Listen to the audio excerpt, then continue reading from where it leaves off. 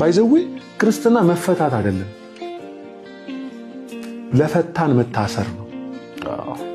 ክርስትና ያለ ቀንበር መሆን ማለት አይደለም፣ ቀንበር መቀየር ማለት ነው። አስቀድሞ ነበረብን እናንተ ደካሞች ሸክማችሁ የከበደ ቀንበር የከበዳችሁ ኑ ተብለናል። ከመጣን በኋላ አሳርፋችኋለሁ፣ ከዛስ የኔን ቀንበር ደግሞ ተሸከሙ።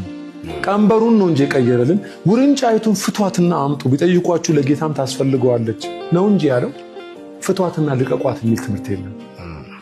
ክርስትና ለፈታን መታሰር እንጂ ለተለያዩ ልዩ ልዩ ምኞቶች መለቀቅ መረን መሆን አይደለም። ጥሪው በራሱ ይሄ ነው።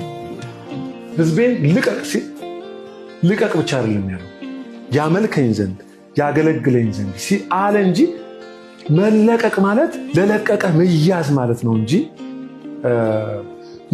ነፃ የሚባል ቦታም ነፃ የሚባል ሰውም የለም። ወይ ለጨለመው ነቅ ወይ ለብርሃኑ ነቅ።